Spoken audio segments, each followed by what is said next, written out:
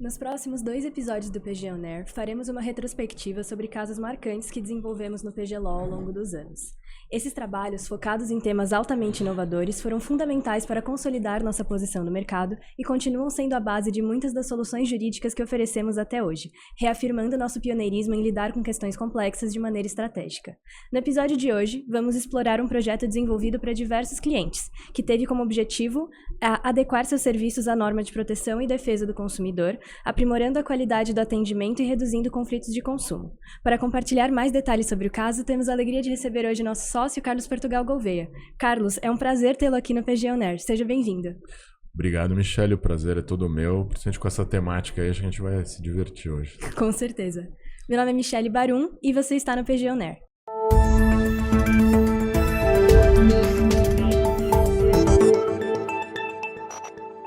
Carlos, então vamos começar do início. Você pode comentar um pouco com a gente sobre o que foi esse projeto e o que levou esses clientes a procurarem um escritório?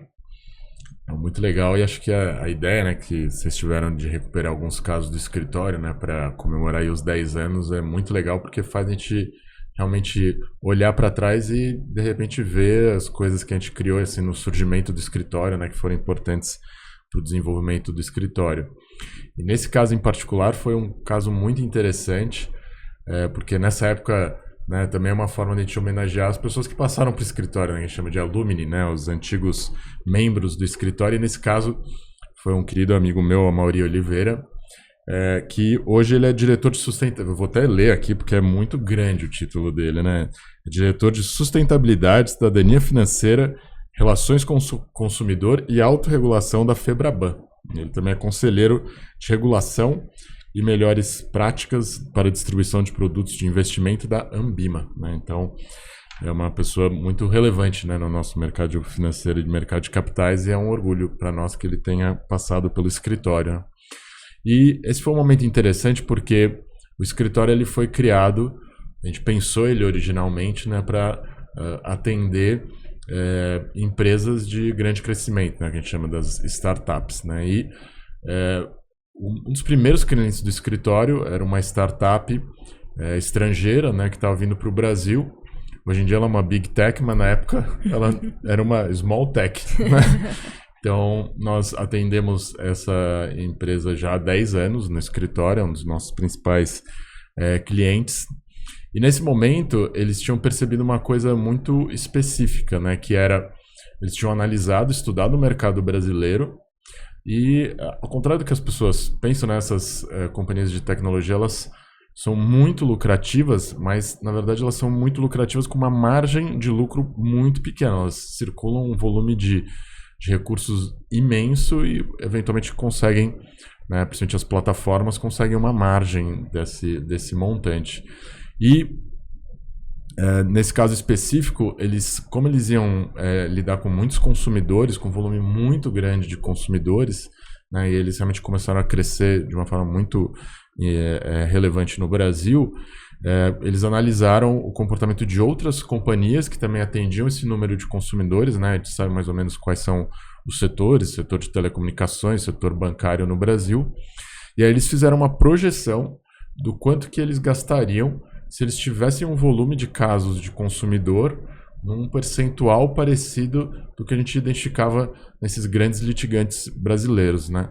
E aí eles fizeram um cálculo, né, que a gente ajudou na época, e se eventualmente eles chegassem nesse mesmo nível de contencioso, mesmo sendo um contencioso de baixa complexidade, eventualmente eles não seriam lucrativos no Brasil. Né? E acontece, algumas dessas empresas de tecnologia não conseguem se estabelecer em determinados mercados porque você tem algumas situações regulatórias que fazem com que eles não consigam ter a margem. Né? Eles simplesmente não entram dentro desses mercados. Então, o que acontece? Eles conversaram com a gente e falaram, olha, existe uma forma de eventualmente a gente conseguir reduzir isso, impedir esse crescimento? Né? Isso quando eles ainda eram muito pequenos no Brasil.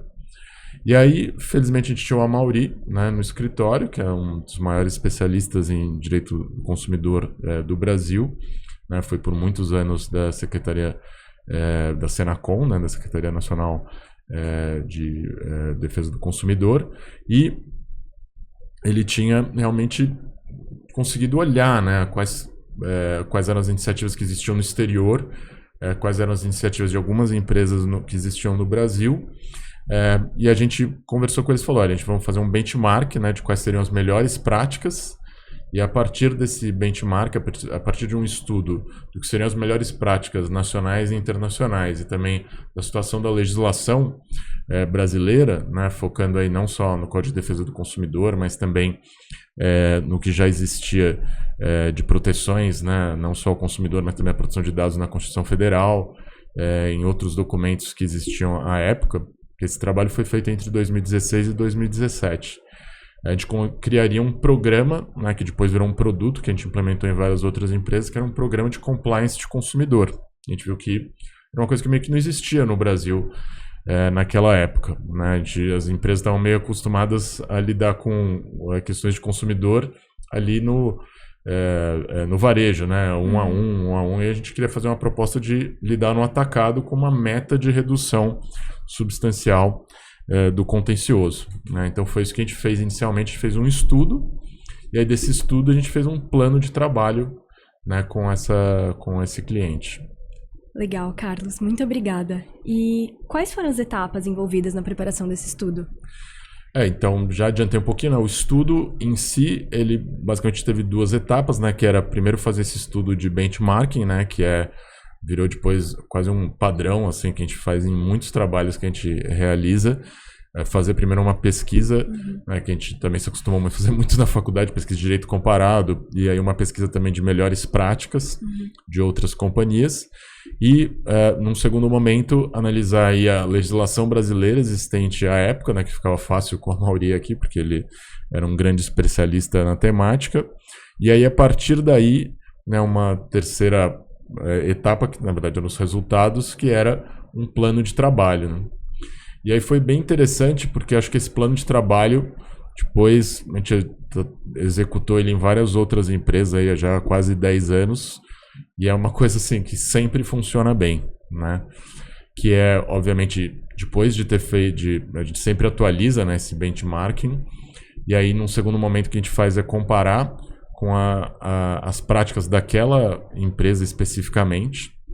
E aí a gente vai analisar várias coisas, né? Treinamentos que são feitos ou não são feitos para os funcionários, ou colaboradores de toda a ordem, todo mundo que tenha contato com o consumidor, né? Muitas dessas plataformas às vezes não é diretamente um funcionário da companhia que tem contato com o consumidor, às vezes é um parceiro, né? Um lojista, um outro tipo de colaborador.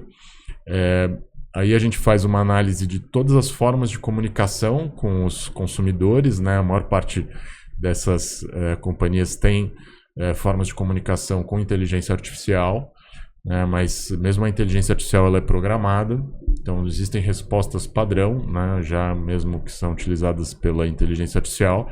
Então a gente analisa essas respostas padrão, porque eventualmente você pode ter respostas que não estão de acordo com a legislação brasileira, né? Então, muitas dessas empresas atuam globalmente, né? Até as empresas de tecnologia brasileiras já têm uma atuação global, ou pelo menos regional, na América Latina. Então, muitas vezes você pode ter erros de comunicação, né? Respostas que foram preparadas para um outro contexto regulatório ou jurídico, aí você tem que ajustar e fazer com que aquela resposta seja de acordo com a nossa legislação, né? Outras coisas que a gente faz é analisar o contencioso que já existe, né? Porque dentro desse contencioso, muitas vezes, se você analisar ele estrategicamente, você consegue identificar no contencioso as práticas que têm que ser mudadas dentro da companhia.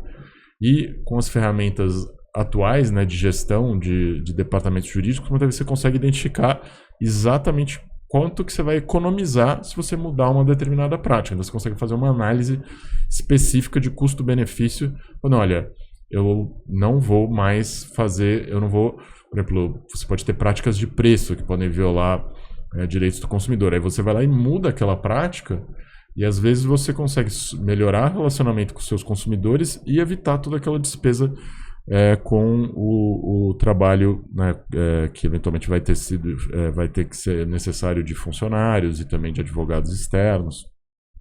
Então, é uma coisa bastante interessante. E o que a gente identificou também é tentar entender qual que é o relacionamento que essas companhias têm com os reguladores, né? Porque tem reguladores específicos da área de consumidor, que é o Procon e a Senacom. Então, muitas vezes a gente vai entender, poxa, será que vocês já tiveram um contencioso? Né? Será que vocês foram, tipo, ter um relacionamento ruim, né? Às vezes a tradição histórica no Brasil é você tentar brigar com o governo, né? Se confrontar muito baseado num tipo de advocacia de contencioso mesmo. Então, será que dá para mudar isso? Dá para melhorar o relacionamento? Como é que a gente vai mudar o relacionamento? Né? Então, esse diagnóstico da companhia acaba sendo o segundo passo. E aí o terceiro passo é implementar uma série de ações que permitam a gente, eventualmente, fazer essa adequação à legislação brasileira e ao ambiente regulatório. Né? E, historicamente, quais foram esses passos? Né? Foram, primeiro, fazer o trabalho de dever de casa, né? Que é, primeiro, mudar, né, todas as comunicações com os consumidores. Num segundo momento, eventualmente, fazer treinamentos de funcionários e colaboradores de como melhorar, né, o relacionamento com os consumidores, principalmente lidando com situações extremas, né? A gente sabe que tudo pode acontecer, né? Você imagina qualquer pessoa envolvida no comércio, o comércio no geral está envolvido em espaços públicos, né? Tudo pode acontecer dentro de uma agência bancária, né? Dentro de uma prestação de serviço qualquer que é feita à população, mesmo que seja tudo eletrônico, você tem situações que muitas vezes exigem uma sofisticação maior, e é isso que pode trazer um grande dano para a reputação da companhia, né? São nessas situações extremas que você acaba tendo situações que muitas vezes vão impactar na reputação. E aí, se você tem uma resposta positiva daquela pessoa que está ali na ponta, seja um parceiro, seja um funcionário, pode mudar completamente, né, o destino da marca daquela companhia dentro do nosso mercado. Então, o treinamento das pessoas é absolutamente essencial. Aí a gente já falou, né, de mudar as comunicações com os funcionários. E aí, quando você tem esses programas que a gente chama aí já implementado, um programa de compliance, né, o que a gente achou interessante num segundo momento foi fazer rodadas de comunicação com os reguladores. Né, falar, olha, agora é isso que a gente está colocando para funcionar dentro da companhia. O que vocês acham? Vocês têm alguma sugestão? Tem alguma coisa que a gente possa fazer melhor, né? E aí já começar a mudar a lógica de relacionamento com os reguladores, sejam os reguladores locais, né, os PROCONs, ou seja, a Senacom. Ir lá e tentar explicar o que a companhia está fazendo, né, antes que você tenha um problema, estabelecer canais de comunicação. E a gente também percebeu que os resultados desse tipo de postura mais aberta, mais transparente, são incríveis. Né? Você começa a, de fato, muitas vezes implementar ideias que acabam sendo muito positivas e aumentando a lucratividade da companhia e a reputação da companhia também perante os reguladores, mas também perante os consumidores. Né?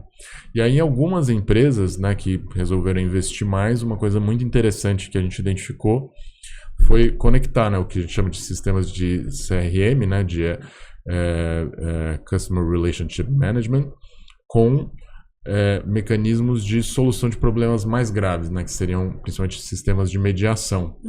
Então, você já tem dentro de todo o software da companhia, já tem um sistema, né, de escalonamento, no qual, eventualmente, você vai identificando os problemas mais graves, aí eles vão saindo, né, da inteligência artificial, eventualmente para um atendimento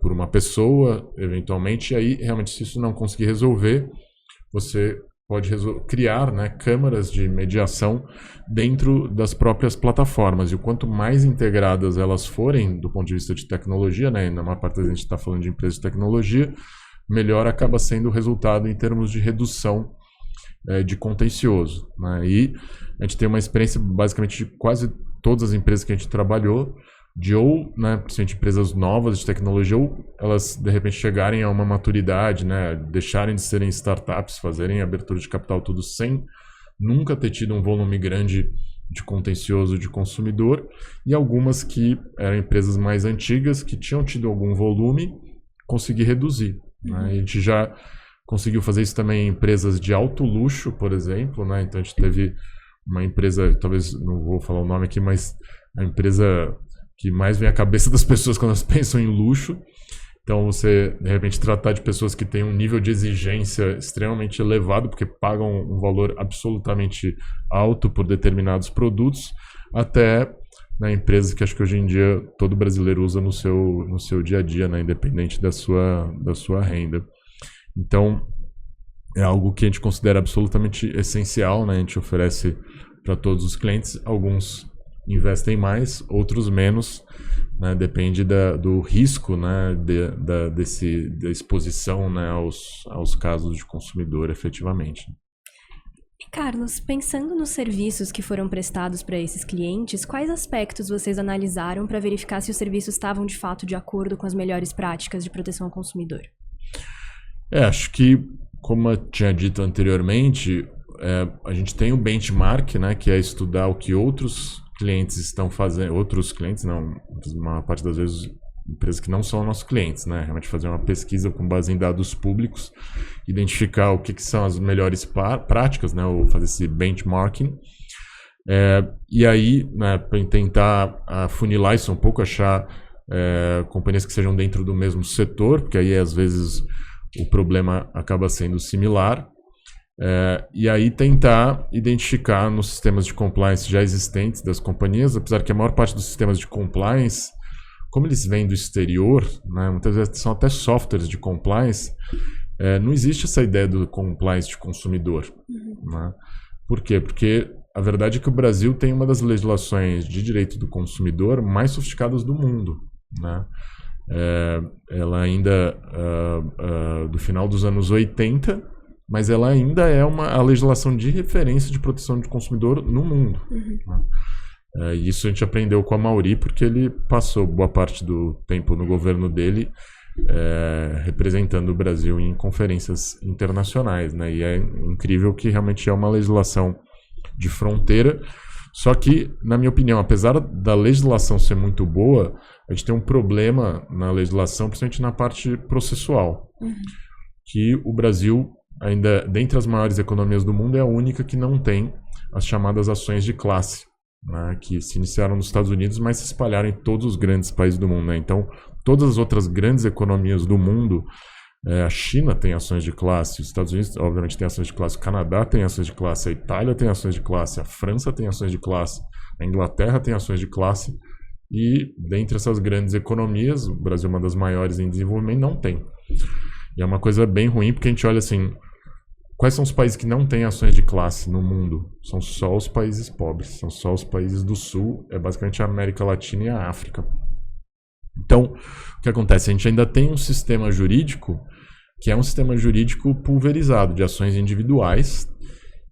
E isso faz com que isso gere um custo muito elevado para as empresas, um custo muito elevado para o governo e pouco benefício para o consumidor. Porque apesar de a gente ter uma legislação de consumidor muito avançada, como o funcionamento do sistema jurídico faz com que você eventualmente não tenha que indenizar todas as pessoas que sofreram o dano, você indeniza só aquelas que entraram com a ação, é um sistema muito perverso, porque força as empresas a fazer um cálculo de custo-benefício dessas ações, e nesse cálculo de custo-benefício, muitas vezes você acaba tendo uma perda para o consumidor. Então, as pessoas perguntam, por que os produtos brasileiros não têm, às vezes, as mesmas qualidades que a gente vê em outros países, né? E você ainda tem toda essa litigância de consumidor nesse volume tão grande, porque o sistema está errado. Então, num ambiente que o sistema está errado, as companhias elas têm que sair desse ciclo vicioso. Né? E uma forma de sair desse ciclo vicioso é parar de fazer essas continhas de padeiro, assim, né? Essa prática é meio errada, mas a gente sabe que é errada, mas eu vou continuar nela porque eu fiz uma continha aqui e o custo-benefício dessa prática isolada, ela me favorece. Só que o que acontece? Às vezes você fazer uma coisa que está prejudicando o seu consumidor, na verdade está prejudicando a sua reputação. E está colocando a sua empresa em risco. Né? Porque hoje em dia a gente sabe, é muito fácil para um concorrente de melhor qualidade entrar no seu mercado e dominar aquele mercado e te tirar fora daquele mercado. Então uma forma de você se preservar no seu mercado é você estar sempre com seus consumidores basicamente te amando. Seus consumidores têm que te amar. Né? As empresas de maior valor de mercado do mundo são aquelas nos quais os consumidores têm uma relação com a marca. Né? Acho que não tem nenhum segredo nisso. Quando eu dou aula, eu sempre dou esse exemplo, que é o maior exemplo que a gente tem no mundo hoje, é o relacionamento dos consumidores com a Apple. Né? Os consumidores amam a empresa, vão comprar qualquer coisa que ela quiser vender. Mas, para que isso continue sendo verdade, ela ainda tem que entregar produtos que as pessoas realmente gostem, e ouvir os consumidores e dar um serviço, né, de atendimento ao consumidor eventualmente muito bom. E isso exige muito esforço. Então, o que acontece? Não tem uma bala de prata, assim, não, tipo, essa é a melhor prática para todas as empresas. Não, você tem que achar para sua empresa, né, qual que é a melhor prática. Então, por exemplo, na Apple, há uns 10 anos atrás, eles perceberam que eles não tinham um sistema, né, de logística reversa das baterias dos celulares e dos computadores. E aí eles fizeram pesquisas com os consumidores e perceberam que os consumidores tinham grandes preocupações ambientais. Né? E eles fizeram grupos específicos de estudos, né? Tem estudos de caso dessa situação especificamente. E aí esses estudos mostravam, né, que os consumidores tinham a expectativa de que a Apple, e ficavam muito chocados quando eles descobriam que a Apple não tinha notas altas em sustentabilidade, principalmente por causa da falta de uma logística reversa eficiente. E isso virou uma prática para a companhia, né, buscar reverter isso. Então eles mudaram a engenharia das baterias para fazer com que as baterias fossem mais facilmente recicláveis. E acho que, bem, quem já comprou um produto da Apple sabe, né, que eles têm esse sistema no qual eles pagam para você devolver um celular velho, assim, às vezes que você não consegue vender no mercado porque ele está muito velho, mas eles pagam para comprar o seu celular velho, por assim dizer. Por quê? Porque eles querem reciclar, né? Eles querem criar uma base de dados deles próprios que permita eles mostrarem para os consumidores deles que eles estão eventualmente fazendo algo que os consumidores desejam. Né? Então, acontece, o que a gente faz no Brasil, a gente ainda usa o judiciário como se fosse um termômetro dos problemas. Mas a posição mais avançada é você, eventualmente, trabalhar com as empresas para desenhar pesquisas que identifiquem produtos que nem os problemas que nem os consumidores ainda conhecem. E aí é que você realmente vai estar, digamos assim, na liderança, né, do que seriam as relações com os consumidores. Né? Legal, Carlos. E agora, para a gente terminar o episódio, de maneira geral, quais foram os pontos de melhoria que foram identificados nesses clientes? Olha, um ponto de melhoria que a gente conseguiu identificar foi justamente esse de implementar sistemas de mediação. Né? A mediação, ela é algo relativamente novo no Brasil, né? A gente tem um desenvolvimento até, curiosamente, maior, mediação na área de família, por exemplo, mas isso acabou voltando-se muito para a área de consumidor. Os próprios judiciários, né, os juizados de pequenas causas, os juizados especiais começaram a perceber que eles conseguiriam, eles próprios, diminuir o volume com mais mediação. E aí, num segundo momento, as companhias também começaram a perceber que elas conseguiriam diminuir o volume se elas fizessem uma mediação adequada. Né? E uma mediação adequada é você ter mediadores que são mesmo independentes, né? Que eles têm como objetivo, no longo prazo, reduzir aquele contencioso. Tem dados, né, que podem indicar, né, e aí é importante também, né, a empresa ela tem que trabalhar com uma identificação de dados, porque no Brasil, também isso a gente acabou identificando em vários consumidores, muitas empresas são vítimas de fraudes. Né? Então a gente tem, tristemente no Brasil, hoje em dia esse fenômeno, né, da litigância predatória, que realmente acontece no Brasil, no qual você tem advogados mal intencionados, né, são colegas, mas infelizmente a gente tem que falar as coisas como elas são, mal intencionados que compram procurações e apresentam causas totalmente fraudulentas, sem nenhuma base. Às vezes processos que são apresentados sem uma prova de que houve o consumo efetivo de um produto, sem uma nota fiscal, sem uma comprovação de desembolso. Por quê? Porque eles começaram a perceber que existem sistemas para lidar com esse contencioso de massa. Né? Esses sistemas você cria padrões. Determinados casos eu vou fazer acordo quase que automaticamente.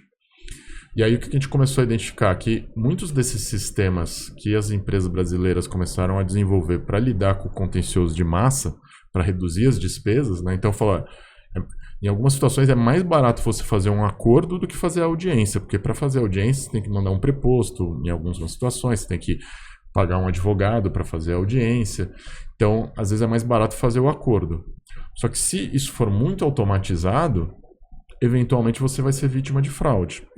Então você precisa criar um sistema, isso a gente ajudou a implementar em alguns clientes, sistema de monitoramento de fraudes, né, que a gente já até tinha visto nas pesquisas na faculdade em relação à litigância de saúde. Né, a gente já viu essas fraudes em outras áreas no Brasil. E aí era para prejudicar o Estado. Então você conseguia ver que numa cidade específica, bombava o número de ações para distribuição gratuita de medicamentos. De um medicamento específico. Por quê? Porque tinha um conluio entre um distribuidor daquele produto naquele local. E às vezes você consegue perceber também uma explosão de contencioso contra determinadas empresas em um determinado local. Por quê? Porque você teve ali um conjunto de advogados, né, de pessoas mal intencionadas que perceberam essa falha, né, nesse contencioso de massa da empresa e exploraram. Então, a gente, além do sistema de mediação, em muitas empresas a gente também tem um sistema de monitoramento desse contencioso potencialmente fraudulento, potencialmente predatório. Né? E isso acaba também demonstrando reversamente a importância de você ter o compliance, né? Que é evitar qualquer exposição. Porque se o seu contencioso é muito grande, se você acostumou a viver com essa doença, né, que é esse contencioso de consumidor, você não consegue perceber esses aumentos, né, numa cidadezinha no interior do Brasil. Você não consegue perceber, muitas vezes. Mas se você não tem quase nenhum contencioso, você cria uma imunidade. Porque, se começar a ter um contencioso estranho numa cidadezinha pequena, você imediatamente vai perceber que tem ali alguma coisa estranha. Né? Na verdade, você não vai ter nem as regras de, por exemplo, acordos automáticos. Você não vai ter essa regra. Porque você não faz acordo com ninguém, porque suas práticas são boas. Você está certo. Né? Se alguém entra contra você, você passou por um filtro que vai identificar todas as situações que mostram que aquela pessoa é um consumidor, né? Que ela eventualmente não teve um bom atendimento, então você vai trazer esse dado para melhorar o atendimento. Né? Então a gente começa a perceber que são coisas que são bem peculiares do Brasil. Acho que foi aí que a gente acrescentou mais, entendendo a realidade brasileira e apresentando soluções que são também soluções brasileiras. Perfeito. Muito obrigada, Carlos. Acho que hoje a gente pode ficar por aqui. Obrigada por compartilhar tanto conhecimento conosco. Acho que a gente conseguiu esclarecer vários pontos importantes.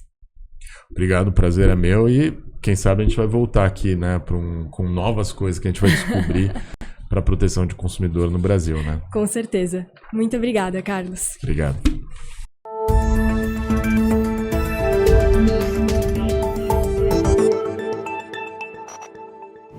E muito obrigada a todos por nos acompanharem em mais esse episódio do PG On Air. Se você aí de casa quiser ficar por dentro de diversas áreas do mundo do direito, não esqueça de se inscrever e de ativar as notificações, além de nos seguir nas redes sociais que estão na descrição do vídeo. Tem alguma dúvida ou questão? Mande pra gente que nós vamos te responder. Muito obrigada a todos, semana que vem tem mais.